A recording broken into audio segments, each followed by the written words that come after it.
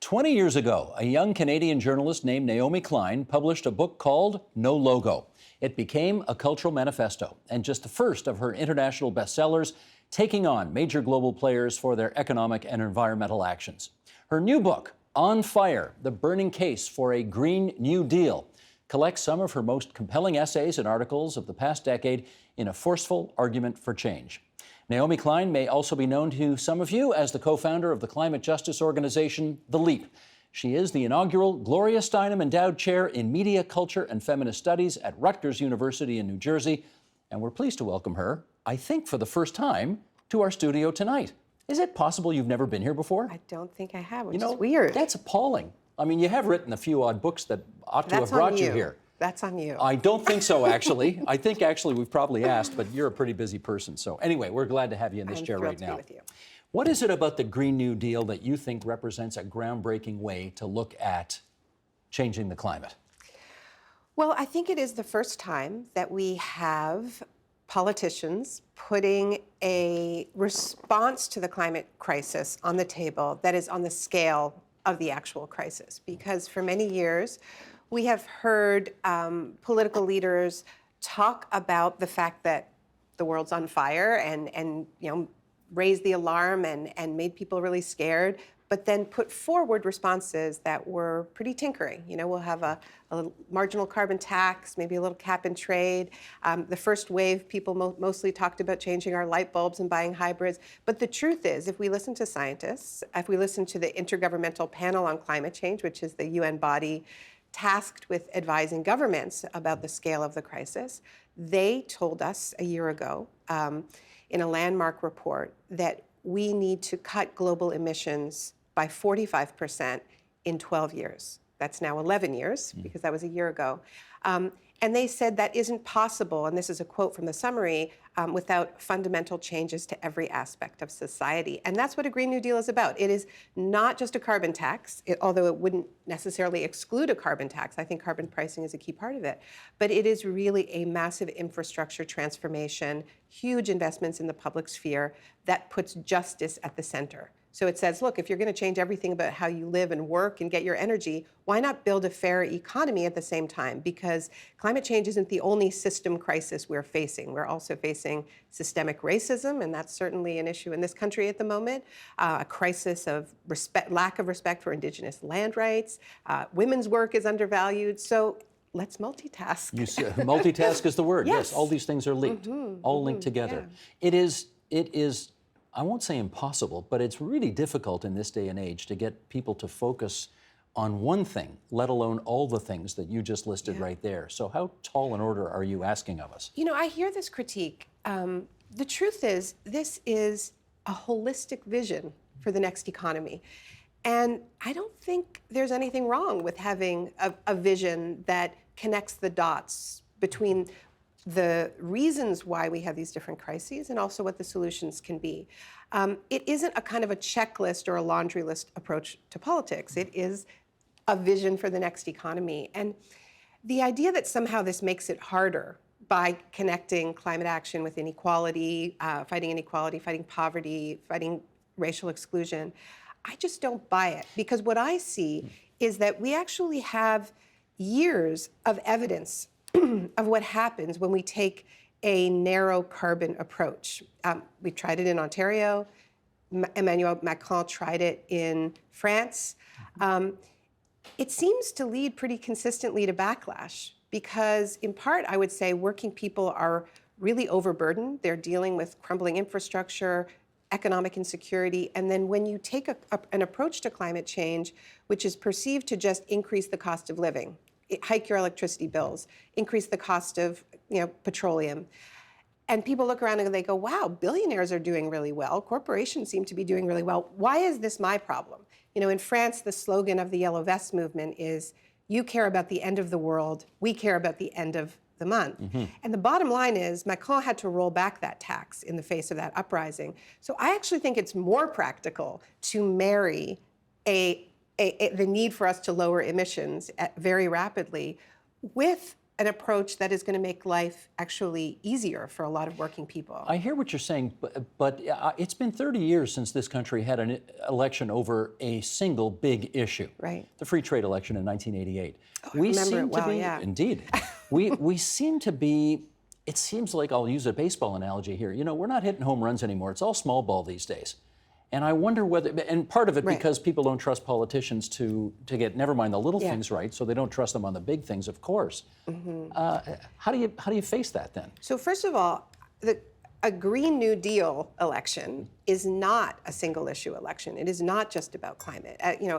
If we look at the way this is playing out in the U.S. primaries, for instance, right?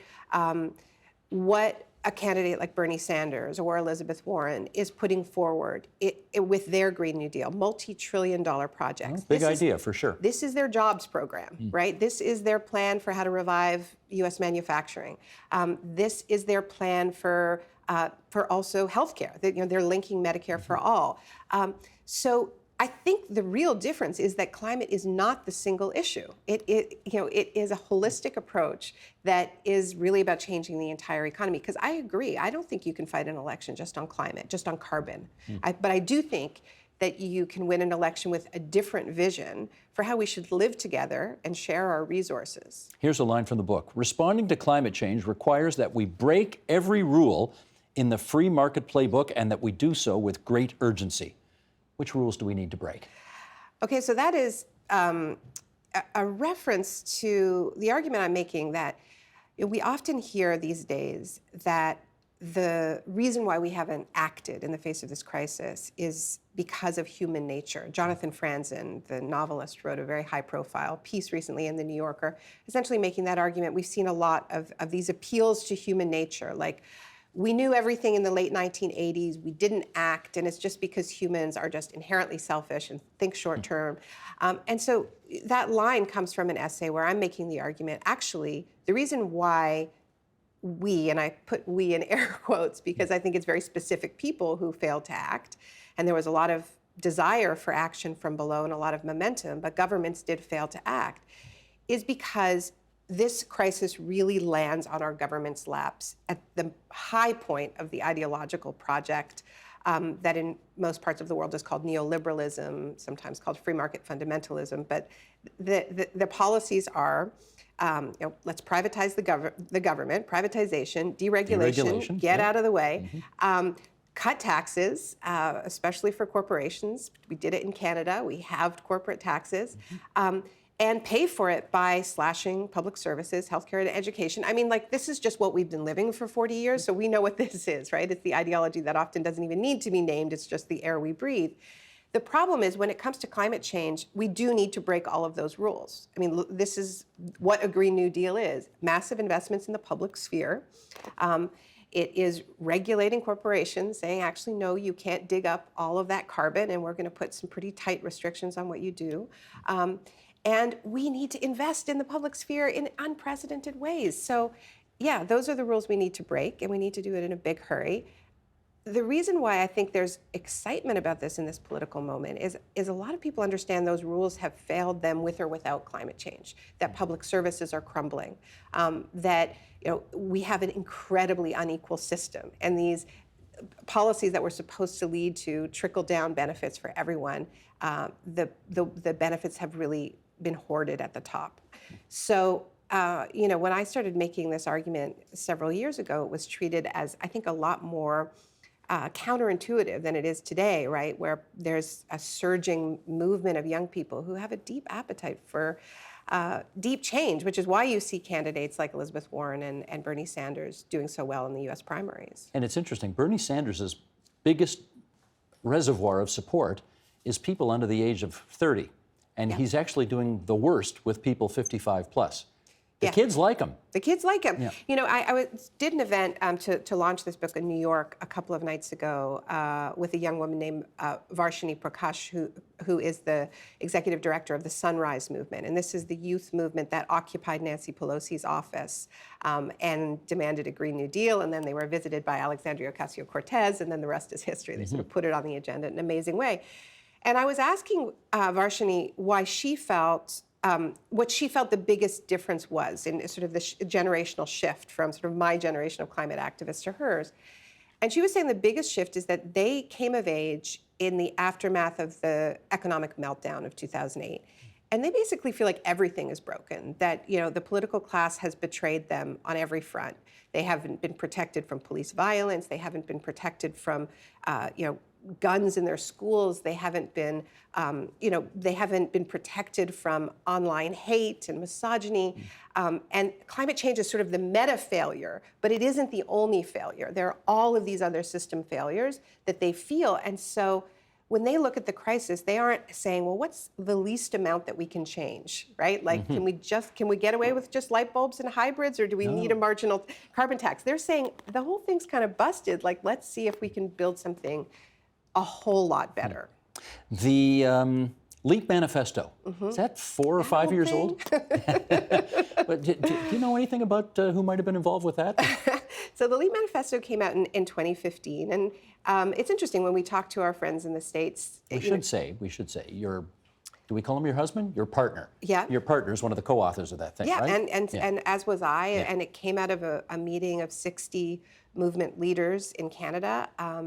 It had, we had some of the most powerful Indigenous rights organizers and elders. But does the Green New Deal borrow from that? Is that the idea? There's a relationship there? The Green New Deal builds on decades of climate justice organizing, of environmental justice organizing. The LEAP built on movements that had been around for a very long time in the United States, in Latin America, in Nigeria.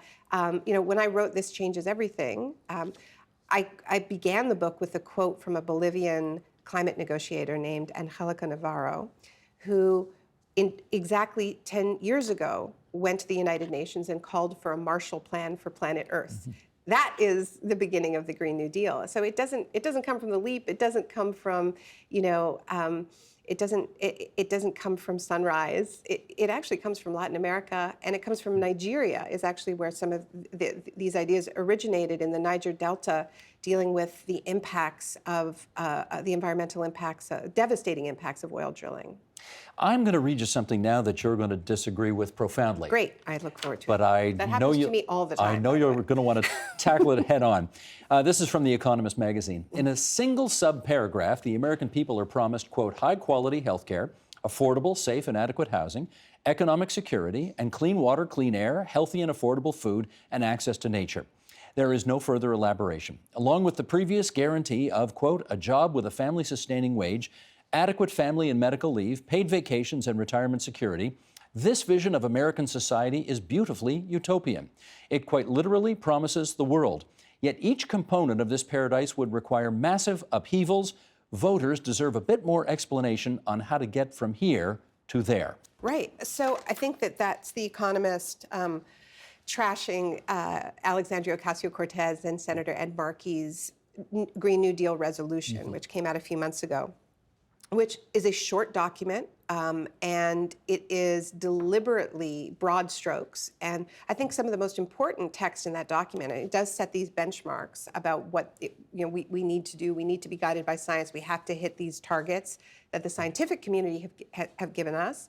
And these principles that are really about not replicating the injustices and exclusions of the original New Deal. Because we know that when FDR introduced the original New Deal in the 1930s, it did a whole lot. It did transform the United States, the infrastructure, but it also excluded many African-American workers, domestic workers, women were excluded, agricultural workers were excluded. There was huge discrimination in the allocation of relief under the New Deal in southern states. So a lot of the text of that resolution is about making sure that this time the Green New Deal does not replicate those exclusions. But then it says, this is not for us to hand down to you. There needs to be a democratic process in every state, in every community, in every trade union. Where we are now in the US primaries is that you have candidates who have written hundreds of pages about what the Green New Deal would mean. It has gotten a lot more specific. So, I think that that's an old critique, to be honest, because what the candidates have done is exactly what needs to be done. They're consulting, and they are getting a lot more specific, and voters will make their choice. Have you got a candidate for the Democratic nomination yet?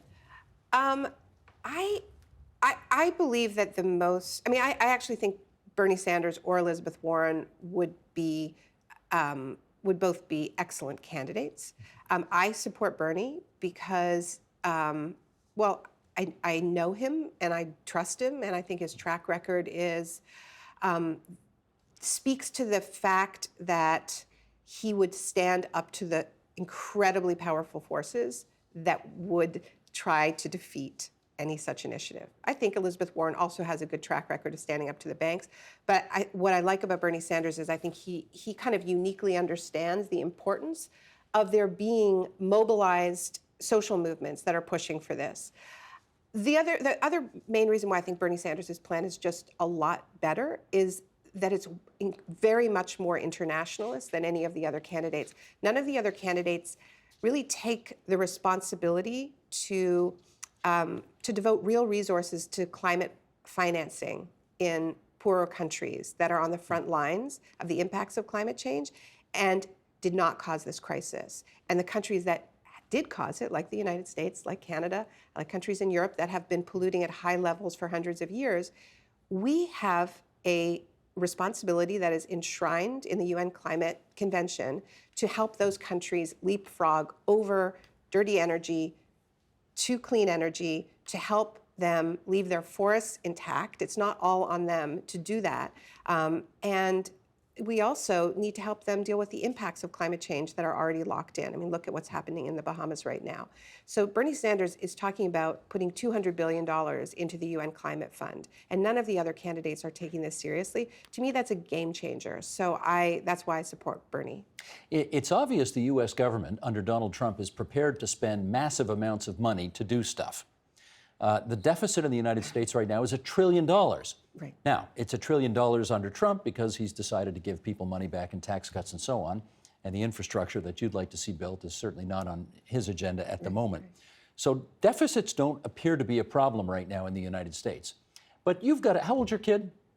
My kid is 7. 7. Do you worry that, oh my God, 35 years from now, and I'm not going where you think I'm going, if the deficits are this big now, are his taxes going to be through the roof in 25 years to pay for all of the money that we're borrowing now to do all of the things that are being done? So, first of all, we know that deficits, our concern about deficits is incredibly selective. As we see, it just kind of gets shrugged off when it comes to handing out huge tax cuts, but it only becomes a crisis when it comes to spending on those things that actually save lives and, in this case, preserve the habitability of our planet. You're asking me what I'm worried about for my 7-year-old?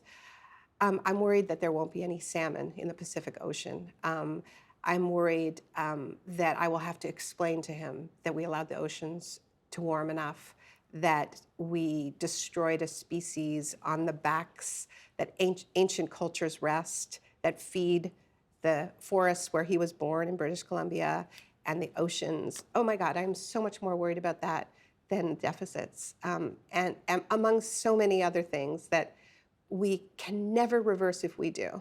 And I really wish that we were talking more about those kinds of deficits. Yeah, financial deficits are one kind, but there's certainly educational deficits, environmental deficits, and many other types as well. Skills training deficits, the list goes on. Right. When we launched the LEAP Manifesto, we called it the LEAP because, not because I think people wanted to make comparisons with the Mao's Great Leap Forward. It actually wasn't our inspiration. We called it the LEAP because 2016 was going to be a leap year, and so is 2020. And this is this funny thing that we do every 4 years, where we add a day to our human-created calendar, because if we don't, then the seasons will fall out of sync. We'll get out of balance. Right, because this human-created system for measuring time actually doesn't work that well. It doesn't sync up with the Earth's revolution around the sun. So we do this interesting thing. We add a day to our calendar. And to me, this is a rare act of humility where we recognize that the human-created systems, when they don't work, we can change them, we can adjust them. But those planetary systems, we actually can't change. And so this is why, when you ask me about my son and the kind of deficits I'm worried about, if our economic system is failing us, we can change it. We really can. We cannot reverse what is happening right now. Arctic ice is at its lowest level. Sea ice is at its lowest level in history. The Great Barrier Reef, more than half of it is dead. The vast majority of it is bleached. The Amazon is in flames. I use these as examples because the Great Barrier Reef, the Arctic, the Amazon, these are the major features of our planet, right? And we are breaking them. And we don't get second chances on this. And, I think this is the deficit that we need to focus on. I can tell that I wasn't trying to pick a fight with you on that, actually. I was trying to pick a fight with you. No. But I guess the point I was making was, if you're going to, the American government clearly is not adverse to spending $1 trillion that it doesn't have, but it hasn't spent it in a way, that you clearly would agree with.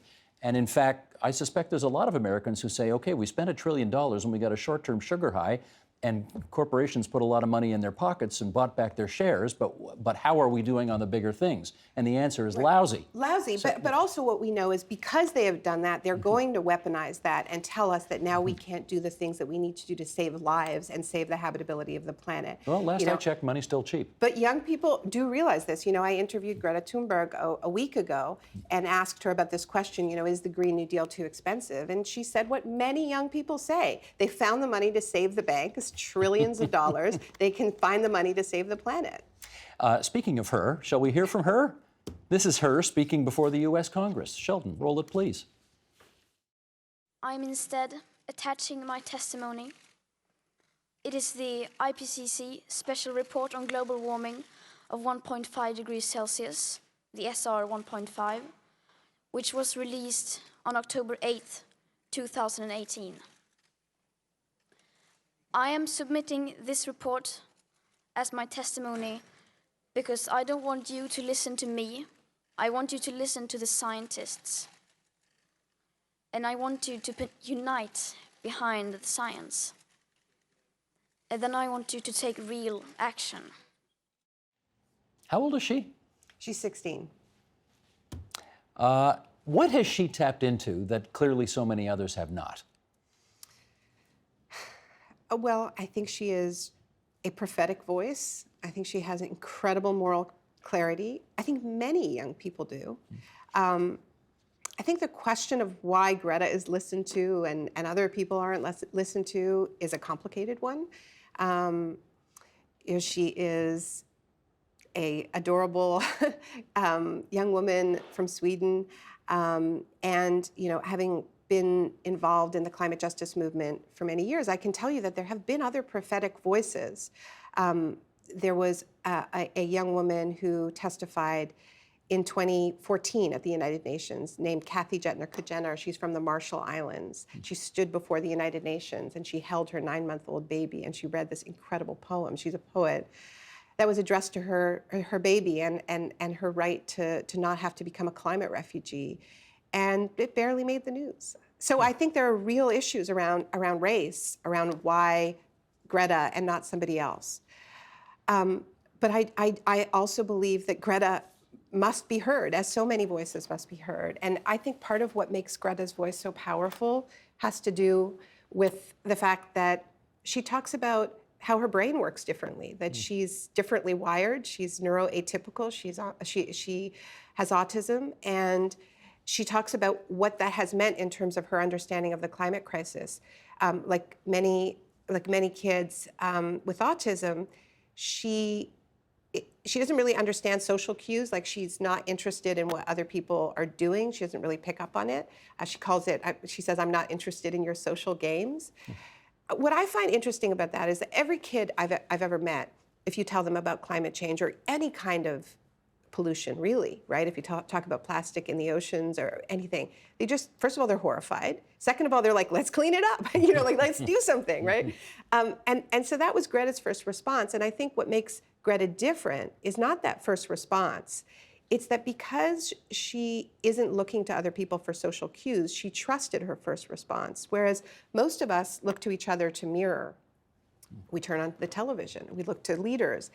And what we see back is nobody acting like this is a crisis. Mainly we're being told just to shop more, And when Greta saw that, she said, well, the world's crazy. The world's gone crazy, so I need to act like this is an emergency myself. And that's what she did. And then other people looked to Greta and said, oh, I'm going to trust my first instinct. And I think that's incredibly beautiful. These stories and more in your latest, On Fire, the burning case for a Green New Deal. And we're delighted that it's brought Naomi Klein to our studio, finally. Such Great a to have you pleasure. here. Thank you, Steve. Thank you. The Agenda with Steve Paikin is brought to you by the Chartered Professional Accountants of Ontario. CPA Ontario is a regulator, an educator, a thought leader, and an advocate. We protect the public. We advance our profession.